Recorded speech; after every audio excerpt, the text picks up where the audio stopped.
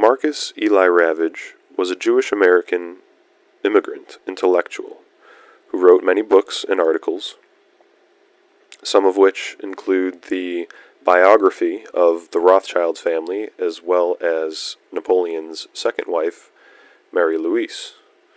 However, a lesser-known work of his is an article published in Century magazine in 1928 called A Real Case Against the Jews, which is odd that a Jewish person is writing an article called A Real Case Against the Jews. And today I will be reading that article to you. A Real Case Against the Jews. Of course you do resent us. It is no good telling me you don't. So let us not waste any time on denials and alibis. You know you do, and I know it, and we understand each other. To be sure, some of your best friends are Jews and all that. I have heard that before once or twice, I think, and I know, too, that you do not include me personally, me, being any particular individual Jew, when you fling out at us in your wholesale fashion, because I am, well, so different, don't you know? Almost as good as one of yourselves. That little exemption does not somehow move me to gratitude, but never mind that now. It is the aggressive, climbing, pushing, materialistic sort that you dislike.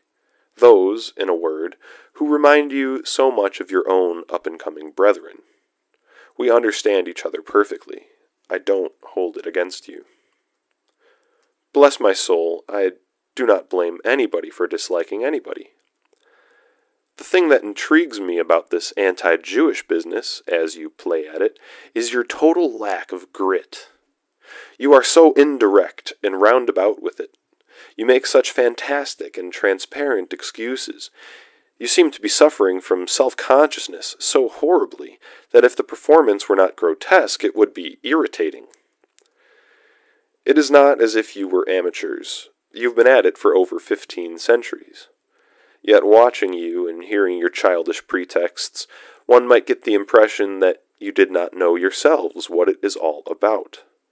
You resent us, but you cannot clearly say why. You think up a new excuse, a reason, as you call it, every other day. You've been piling up justifications for yourselves these many hundreds of years, and each new invention is more laughable than the last, and each new excuse contradicts and annihilates the last. Not so many years ago I used to hear that we were money grubbers and commercial materialists. Now the complaint is being whispered that no art and no profession is safe against Jewish invasion. We are, if you are to be believed, at once clannish and exclusive and unassimilable, because we won't intermarry with you, and we are also climbers and pushers and a menace to your racial integrity. Our standard of living is so low that we create your slums and sweated industries, and so high that we crowd out your best residential sections. We shirk our patriotic duty in wartime because we are pacifists by nature and tradition, and we are the arch plotters of universal wars and chief beneficiaries of those wars. See the late Dearborn Independent Passim and the Protocols of the Elders of Zion.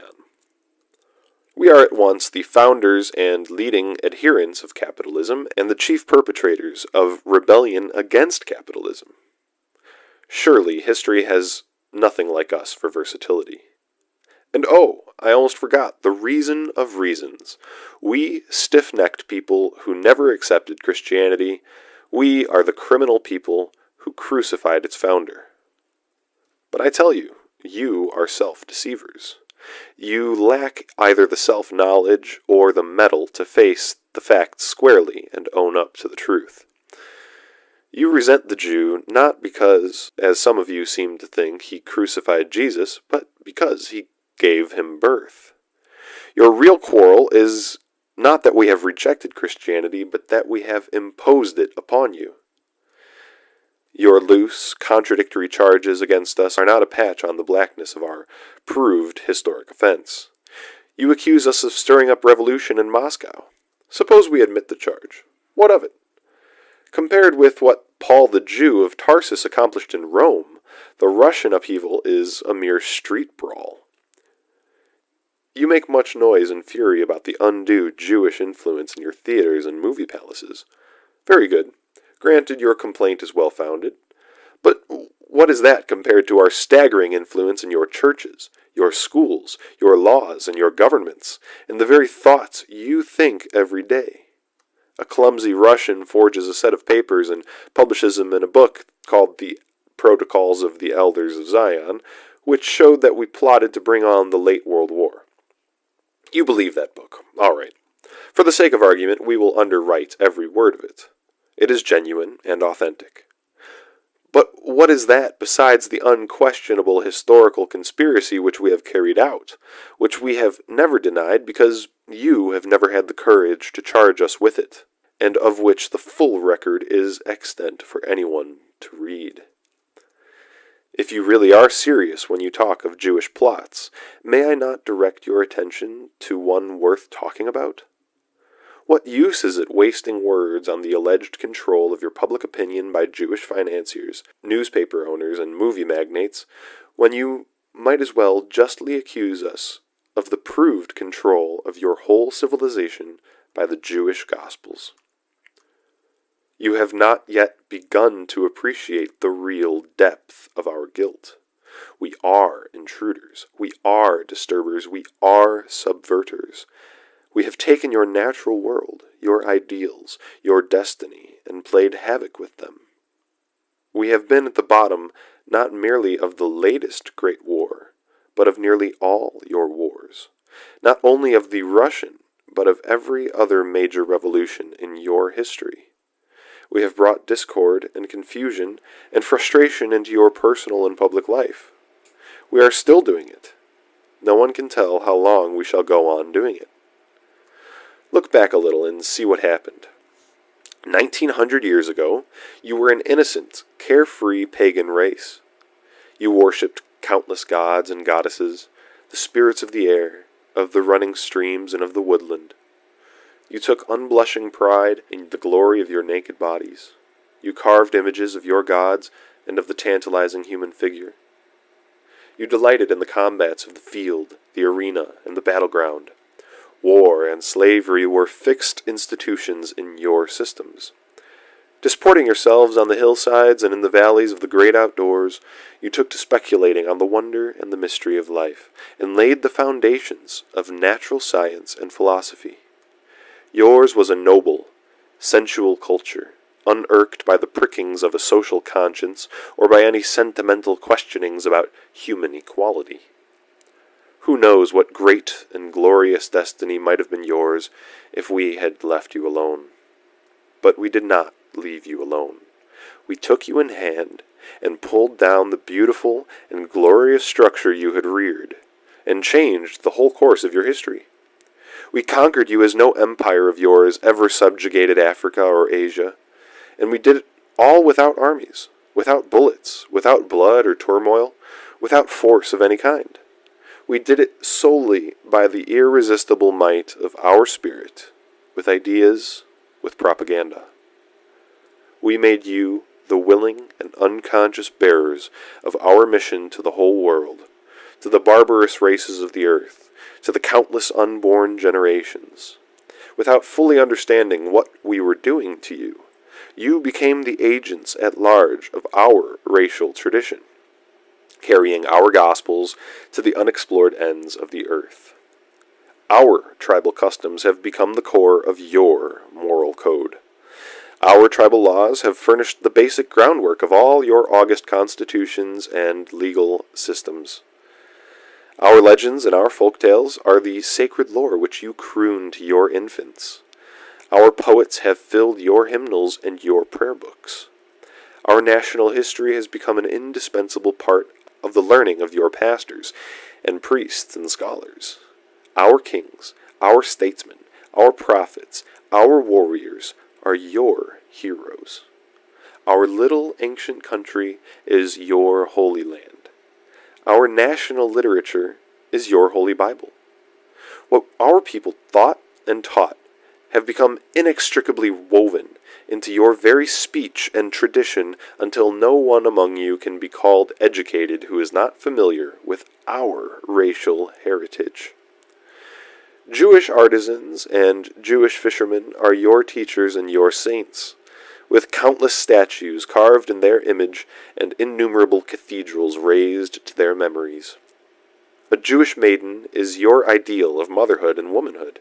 A Jewish rebel prophet is the central figure in your religious worship. We have pulled down your idols, cast aside your racial inheritance, and substituted for them our God and our traditions.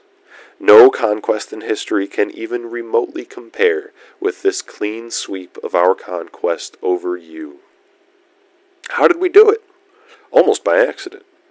2,000 years ago, nearly, in far-off Palestine, our religion had fallen into decay and materialism. Money changers were in possession of the temple. Degenerate, selfish priests mulcted our people and grew fat. Then, a young patriot idealist arose and went about the land calling for a revival of faith. He had no thought of setting up a new church.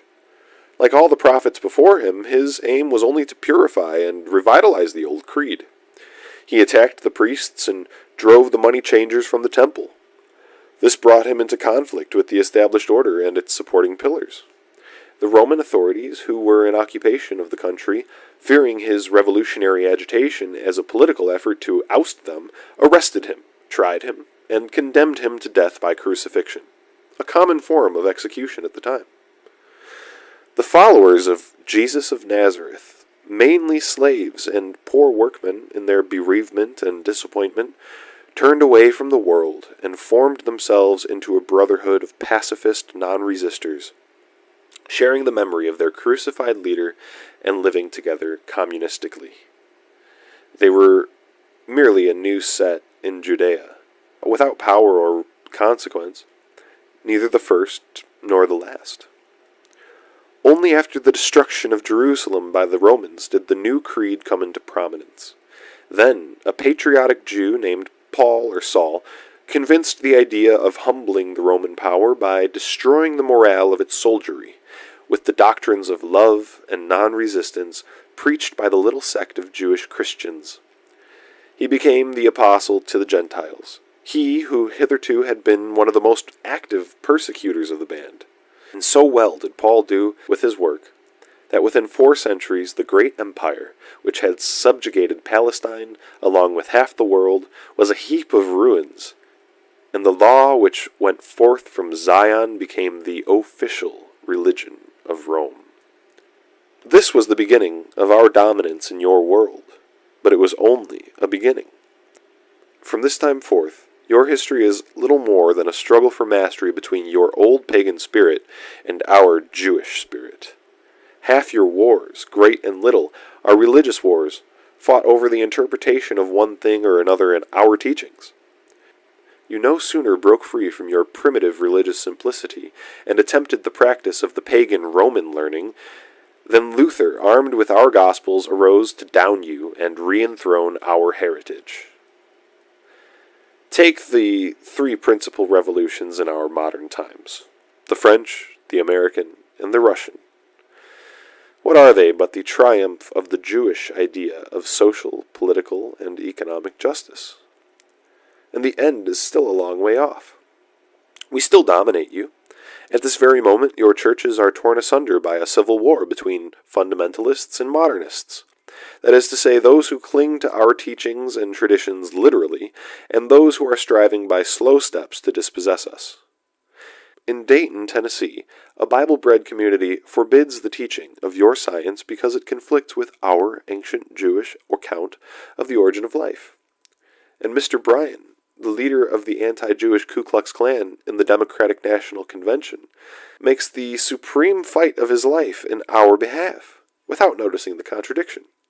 Again and again, Puritan heritage of Judea breaks out in waves of stage censorship, Sunday blue laws, and national prohibition acts. And while these things are happening, you twaddle about Jewish influence in the movies. Is it any wonder you resent us? We have put a clog upon your process. We have imposed upon you an alien book and an alien faith which you cannot swallow or digest, which is at cross purpose with your native spirit, which keeps you everlastingly ill at ease, and which you lack the spirit to either reject or accept in full. In full, of course, you have never accepted our Christian teachings. In your hearts you are still pagans. You still love war and graven images and strife. You still take pride in the glory of the nude human figure. Your social conscience, in spite of all democracy and all of your social revolutions, is still a pitifully imperfect thing. We have merely divided your soul, confused your impulses, paralyzed your desires. In the midst of battle, you are obliged to kneel down to him who commanded you to turn the other cheek, who said, "Resist not evil," and "Blessed are the peacemakers." In your lust for gain, you are suddenly disturbed by a memory of your Sunday school days about taking no thought for the morrow. In your industrial struggles, when you would smash a strike without compunction, you are suddenly reminded that the poor are the blessed, and the men are brothers in the fatherhood of the Lord. And as you are about to yield to temptation, your Jewish training puts a deterrent hand upon your shoulder and dashes the brimming cup from your lips. You Christians have never become Christianized. To that extent we have failed with you. But we have forever spoiled the fun of paganism for you. So why should you not resent us? If we were in your place, we should probably dislike you more cordially than you do us. But we should make no bones about telling you why. We should not resort to subterfuges and transparent pretexts. With millions of painfully respectable Jewish shopkeepers all about us, we should not insult your intelligence and our own honesty by talking about communism as a Jewish philosophy. And with millions of hard-working Jewish peddlers and laborers, we should not make ourselves ridiculous by talking about the international capitalism as a Jewish monopoly. No, we should go straight to the point. We should contemplate this confused, ineffectual muddle which we call civilization, this half-Christian, half-pagan medley. And, where our place is reversed, we should say to you point blank, "For this mess, thanks to you, your prophets, and your Bible."